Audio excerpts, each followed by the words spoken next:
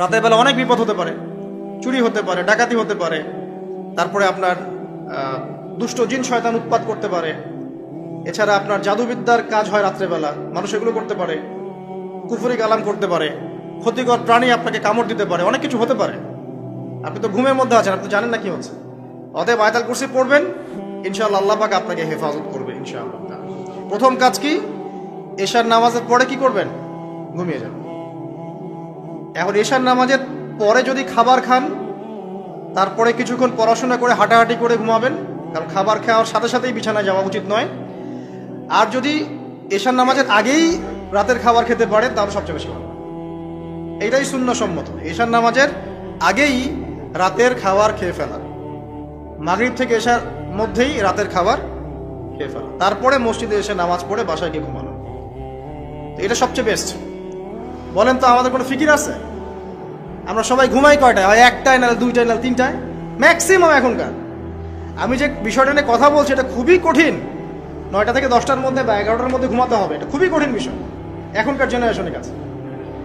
এর জন্য প্রথম যে কাজটা সেটা হলো রাত্রেবেলা স্মার্টফোন আর চালানো যাবে না। এশার নামাজ শেষ, ফোন একদম ডয়ারে লক করে রাখতে হবে, কিচ্ছু করার নাই। এটা না করতে পারলে আপনি ঘুমাতে পারবেন না, ঘুমাতে পারবেনই না। এবং এরপর দিনে আসছি, তখন বলছি দিনে কিছু কাজ আছে, দিনের কাজগুলো যদি আমরা ঠিকঠাক মতো করি তাহলে রাতে তাড়াতাড়ি ঘুম আসবে ইনশাআল্লাহ। যদি না করি তাহলে ঘুম আসবে না। এখন ঘুমানোর আগে কি করবেন? ঘুমানোর আগে আপনি প্রথমত পড়বেন আয়াতুল কুরসি। আয়াতুল কুরসি কোনটা? আল্লাহু লা ইলাহা ইল্লা হুয়াল হাইয়ুল কাইয়্যুম লা তাখুযুহু সিনাতুন ওয়া লা নাওম, এখান থেকে লাহু মা ফিস সামাওয়াতি ওয়া মা ফিল আরদি মান যাল্লাযী ইয়াশফাউ ইনদাহু ইল্লা বিইذনিহি ইয়ালামু মা বাইনা আইদিহিম ওয়া মা খালফাহুম ওয়া লা ইউহিতুনা বিশাইইন মিন ইলমিহি ইল্লা বিমা শা ওয়াসি'a কুরসিয়ুহু সামাওয়াতি ওয়াল আরদ ওয়া লা ইয়াউদুহু হিফযুহুমা ওয়া হুয়াল আলিয়্যুল আযীম। সূরা বাকারার আয়াত নাম্বার 255। সূরা বাকারার আয়াত নাম্বার 255 হচ্ছে আয়াতুল কুরসি। ঘুমানোর আগে আয়াতুল কুরসি পড়বেন বিছানায় গিয়ে। তারপরে সূরা বাকারার শেষের 3টা আয়াত পড়বেন। সূরা বাকারার শেষের 3টা আয়াত, লিল্লাহি মা ফিস সামাওয়াতি ওয়া মা ফিল আরদ, এখান থেকে শুরু করে ফানসুরনা আলাল কওমিল কাফিরিন পর্যন্ত এই শেষের 3টা আয়াত অবশ্যই পড়বেন। ঘুমানোর আগে যে ব্যক্তি আয়াতুল কুরসি পড়বে, আল্লাহর পক্ষ থেকে একজন ফেরেশতা তার কাছে থাকবে সারা রাত। এই ফেরেশতা ওই ব্যক্তিকে পাহারা দিবে ইনশাআল্লাহ, কোনো বিপদ আপদ তাকে স্পর্শ করবে না ইনশাআল্লাহ তাআলা। আর সূরা বাকারার শেষের 3টা আয়াত কেন পড়বেন? কারণ নবী সাল্লাল্লাহু আলাইহি ওয়াসাল্লাম বলেছেন, রাতের বেলা সূরা বাকারার 3টা আয়াত যে ব্যক্তি পড়বে, সারা রাত যদি আপনি নফল নামাজ পড়তেন যে নেকি হতো, এই 3 আয়াত পড়ার মাধ্যমে সেই নেকি হয়ে যাবে ইনশাআল্লাহ। ঠিক আছে? সারা রাত ধরে নফল নামাজ পড়া কি কষ্টকর না? এটা সবচেয়ে সহজ হচ্ছে আপনার সূরা বাকারার শেষের 3টা আয়াত পড়বেন, ঘুমিয়ে যাবেন ইনশাআল্লাহ। সারা রাতের নেকি আপনার আমলনামায় লেখা হবে। এগুলো শুধু বললেই হবে না আর শুনলেই হবে না, আমল করতে হবে। কবে থেকে? ইনশাআল্লাহ আজকে থেকে। আল্লাহ পাক সবাইকে আমল করার তৌফিক দান করুন, আমিন। এরপর কি করবেন? এরপর 3 কুল পড়বেন। কয় কুল? 3 কুল। কোনটাকে 3 কুল বলে? বিসমিল্লাহির রহমানির রহিম, কুল হুয়াল্লাহু আহাদ এটা একটা, কুল আউযু বিরাব্বিল ফালাক এটা একটা, কুল আউযু বিরাব্বিন নাস এটা একটা। এই 3টা সূরা কার মুখস্থ নাই? এমন কেউ কি আছে যে এই 3টা সূরা মুখস্থ নাই? আছে? যদি থাকে তার গলায় দড়ি দেওয়া উচিত। যদি এমন কেউ থেকে থাকে মুসলিম সমাজে যার এই 3 কুল মুখস্থ নাই, তার গলায় দড়ি দেওয়া উচিত লজ্জায়। আত্মহত্যা করতে উৎসাহিত করছি না। ও যে পরীক্ষার রেজাল্ট খারাপ হলে আত্মহত্যা করে না, দেখেন না? তারও আগে তো তোমার লটকানো উচিত ছিল এই জন্য যে তুমি 3 কুলই পড়তে পারো না। মুসলিম সমাজে বড় হয়ে মুসলিম পরিবারে জন্মগ্রহণ করে 3 কুল যে পড়তে পারে না, তার কি দরকার আছে বেঁচে থাকার? কি কোন মুখ নিয়ে আল্লাহর সামনে দাঁড়াবেন? কোন মুখ নিয়ে নবী সাল্লাল্লাহু আলাইহি ওয়াসাল্লামের সামনে যাবে? ইয়া রাসূলুল্লাহ, আপনার উপরে পুরো 30 পারা কোরআন নাযিল হয়েছিল, আমি 3 কুলই মুখস্থ করতে পারি নাই, আমার জন্য সুপারিশ করেন। এই কথা কোন মুখ নিয়ে বলতে যাবে? তবে কোরআন একটা কিতাব, আলহামদুলিল্লাহ। একজন হিরোইন খোরও দেখবেন সূরা ফাতিহা পড়তে পারে, তাই না? একজন হিরোইন খোরকেও দেখবেন সূরা ফাতিহা বলতে পারে। কোরআনের মুজিজা, সবার মনের মধ্যে আল্লাহ পাক কোরআন ঢুকিয়ে দিবেন। তবে চেষ্টা থাকতে হবে না, চেষ্টা করতে হবে। বাচ্চাদেরকে শেখান, বাচ্চাদেরকে লাড়া লাপ্পা না শিখিয়ে বাচ্চাদেরকে ভালো কিছু শেখান। নাহলে এইসব সন্তানরা, এইসব যুবক যুবতীরা বড় হয়ে যে ফিল্ম স্টারদের পিছনে দৌড়াবে, পর্ন স্টারদের পিছনে দৌড়াবে। বিদেশ থেকে কোনো মেয়ে যদি বাংলাদেশে আসে নাচতে, এদেরকে দেখতে টিকিট কাটতে যাবে 12,000 15,000 টাকা দিয়ে। সুসন্তান মানুষ করে যান, কুলাঙ্গার প্রজন্ম জন্ম দিয়ে কি দরকার? এর চেয়ে বাচ্চা নেওয়ারই দরকার নাই। যদি বাচ্চা কাচ্চা এভাবেই মানুষ করবেন তাহলে নেওয়ারই দরকার নাই ভাই। বন্ধা থাকেন, বিয়েই করার দরকার নাই আপনার। বাচ্চা তো মানুষ করতে পারছেন না। আল্লাহ পাক আমাদেরকে বোঝার তৌফিক দেন। 3 কুল পড়ে ঘুমাবেন। 3 কুলের মধ্যে একটা সূরা ইখলাস, একটা সূরা ফালাক, একটা সূরা নাস। কি হবে এটা পড়লে? নবী সাল্লাল্লাহু আলাইহি ওয়াসাল্লাম বলছেন দৃশ্য বা অদৃশ্যের, মানে যা দেখা যায় যা দেখা যায় না, এই দৃশ্য অদৃশ্যের জগতের কোনো ক্ষতি তাকে স্পর্শ করবে না। প্রোটেকশন, আল্লাহর পক্ষ থেকে প্রোটেকশন। আর এটা যখন রাতে পড়বেন তখন এভাবে পড়বেন, একবার সূরা ইখলাস কুল হুয়াল্লাহু আহাদ, তারপর সূরা ফালাক কুল আউযু বিরাব্বিল ফালাক, তারপর সূরা নাস কুল আউযু বিরাব্বিন নাস পড়ে 2 হাত একত্রিত করে ফু দিবেন, দিয়ে মাথা থেকে নিয়ে এভাবে পুরো মাথা থেকে নিয়ে পুরো বডি এভাবে মাসাজ করবেন এভাবে, ঠিক আছে? এটা 3 বার করবেন, একবার না। একবার করবেন আরেকবার 3 বার। এরপরে পড়বেন সূরা কাফিরুন। কোন সূরা? কুল ইয়া আইয়ুহাল কাফিরুন লা আ'বুদু মা তা'বুদুন। এই সূরাটা পড়বেন লাকুম দীনুকুম ওয়ালিয়া দীন পর্যন্ত। কি হবে? আল্লাহর রাসূল সাল্লাল্লাহু আলাইহি ওয়াসাল্লাম বলছেন যে রাতের বেলা ঘুমানোর আগে কেউ যদি সূরা কাফিরুন তেলাওয়াত করে ঘুমিয়ে যায়, আল্লাহ পাক ওই ব্যক্তিকে শিরকের পাপ থেকে মুক্ত রাখবে ইনশাআল্লাহ।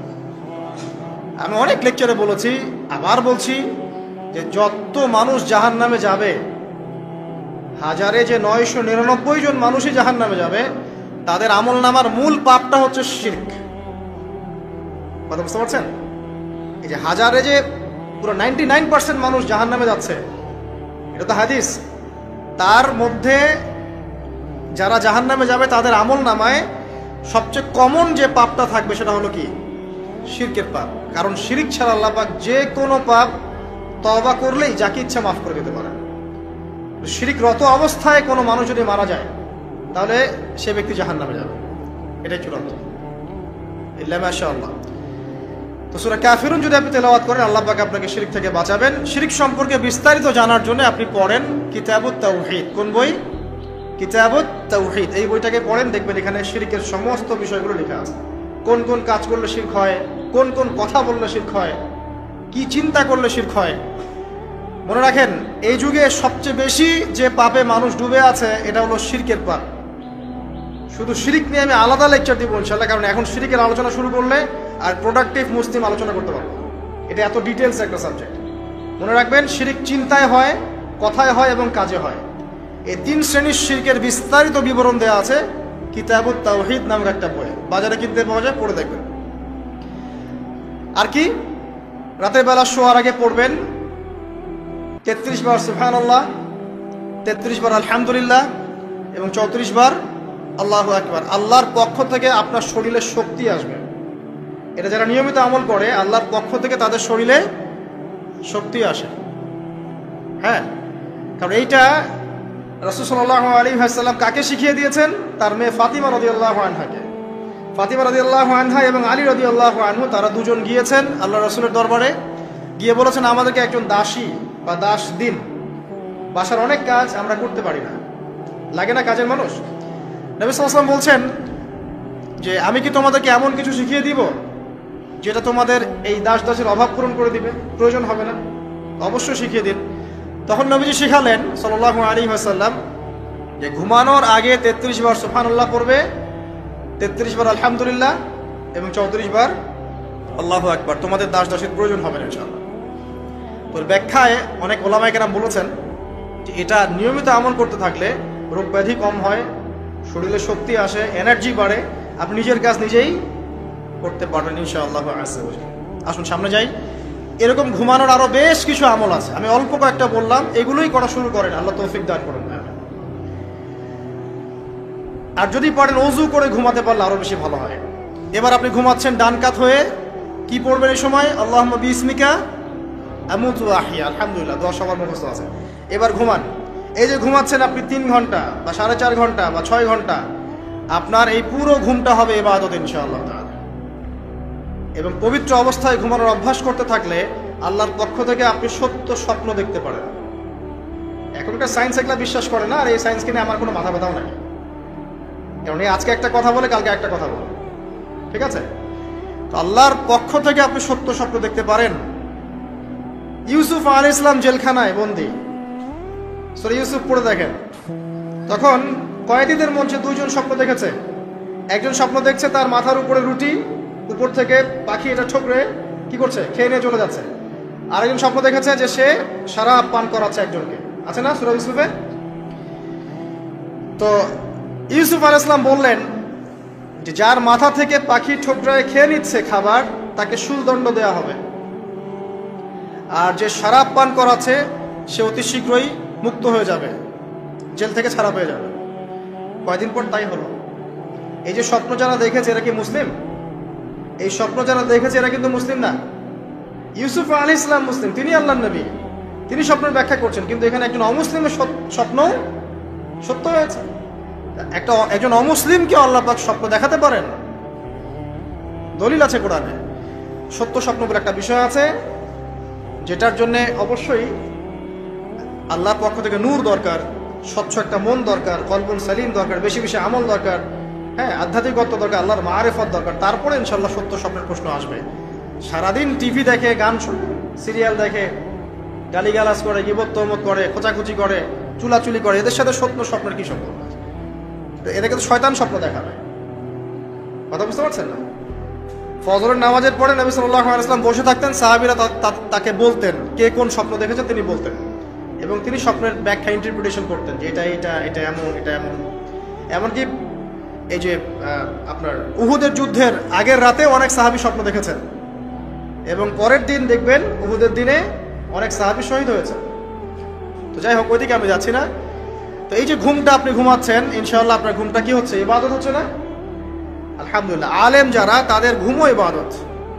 যারা যে মুসলিম, মুমিন, মুত্তাকি, আলেম, তাদের ঘুমগুলো কি ইবাদত। এখন ঘুমান শেষ, ঘুমের মধ্যে যদি দুঃস্বপ্ন দেখেন, তাহলে আপনি বাম দিকে 3 বার থুতু ফেলবেন, ফেলে আউযু বিল্লাহি মিনাশ শাইতানির রাজিম পড়বেন, পরে পাশ পরিবর্তন করে আবার ঘুমাবেন। এটা হয় না ঘুমের মধ্যে অনেক সময়? অনেকের বোবা ধরে, শ্বাস নিতে পারে না। এগুলো এজন্যই হয় কারণ তারা ঘুমানোর আগের জিকির আজগারগুলো করে না। নিয়মিত করলে এগুলো সমস্যা ইনশাআল্লাহ হবে না। আপনি নিজের ভালো নিজেই বোঝেন, হুজুরের কাছে দৌড়ানোর দরকার নাই এত বেশি। নিজের বাচ্চাকে নিয়ে এত দৌড়ানো, এই কবিরাজ, ওই কবিরাজ, ওইখানে তাবিজ, এত তো দরকার নাই। তো নিজের আমল নিজে করেন, দেখবেন আপনি আল্লাহ পাকের পক্ষ থেকে নিরাপত্তার মধ্যে আছেন ইনশাআল্লাহ। আল্লাহ তৌফিক দান করুন, আমিন। এরপরে ঘুম থেকে উঠলেন, চেষ্টা করব আমরা ঘুম থেকে ওঠার কয়টার সময়? 5টায় যদি ফজরের নামাজ হয় বা 4:30 যদি ফজরের নামাজ হয়, মিনিমাম 4টায় উঠতে হবে। কয়টায়? 4টায়। এই জন্য যদি অ্যালার্ম দেন ঘড়িতে, অ্যালার্ম দিবেন প্রত্যেক 1.5 ঘন্টা পর পর।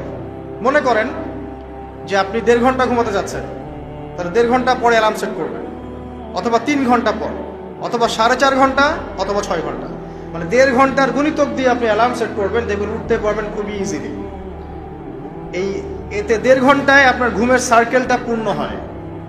একটা ঘুমের সার্কেল পূর্ণ হতে আমাদের মাথায় তো রেস্টের দরকার আছে, এটা পূর্ণ হতে 1.5 ঘন্টার মতো সময় লেগে যায়। তো এটা একটা ট্রিক বললাম আপনাদেরকে, আপনি করতে পারেন, উপকৃত হবেন ইনশাআল্লাহ। তো ফজরের নামাজের মিনিমাম আধা ঘন্টা আগে আমাদেরকে ওঠার অভ্যাস করতে হবে। এই যে ঘুমটা ভাঙলো, ভাঙার সাথে সাথে কি করব? ভাঙার সাথে সাথে আল্লাহ শুকরিয়া, আলহামদুলিল্লাহিল্লাযী আহইয়ানা বা'দা মা আমাতানা ওয়া ইলাইহিন নুশুর। বাস, এই যে ইবাদত হয়ে গেল। এবার আপনি আরেকটা দোয়া পড়বেন, এটা শিখে নেন। আপনি পড়বেন লা ইলাহা ইল্লাল্লাহ ওয়াহদাহু লা শারীকা লাহু লাহুল মুলকু ওয়া লাহুল হামদ ওয়া হুয়া আলা কুল্লি শাইইন কাদির সুবহানাল্লাহ আলহামদুলিল্লাহ ওয়া লা ইলাহা ইল্লাল্লাহ ওয়াল্লাহু আকবার লা হাওলা ওয়া লা কুওয়াতা ইল্লা বিল্লাহ আল্লাহুম্মা ইগফিরলি। এটা পড়ার পরে হাত তুলে দোয়া করেন, যা দোয়া করবেন তাই পাবেন ইনশাআল্লাহ। জানতেন? জানতেন না?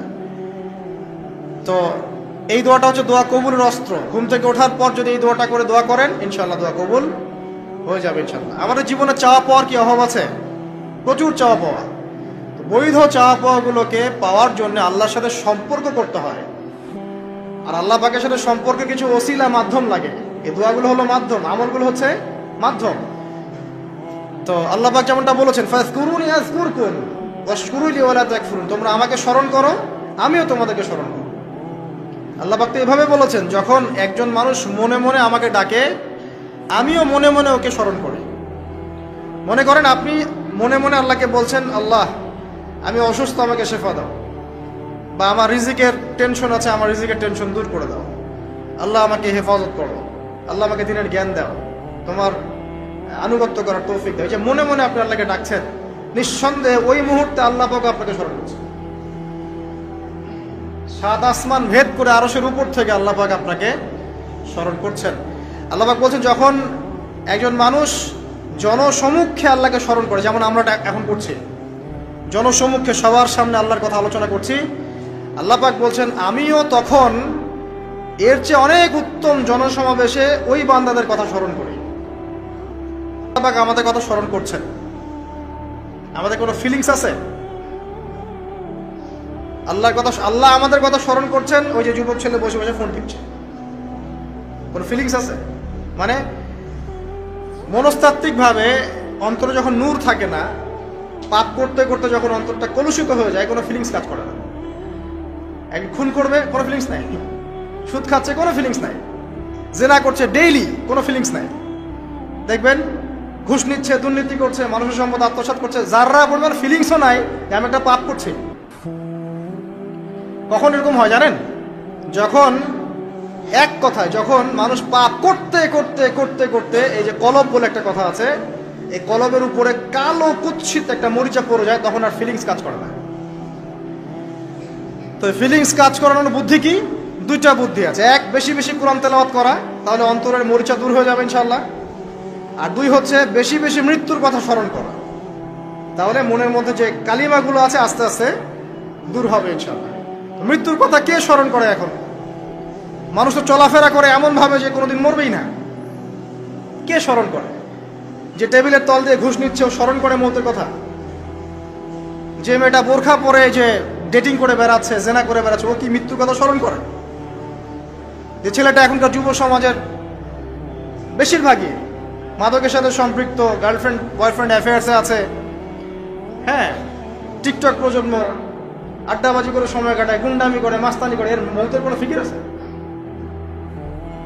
একজনকে বড় দায়িত্ব দেওয়া হয়েছে, সবার সম্পদ লুটপাট করে খাচ্ছে, এর মৌতের ফিকির আছে নাকি?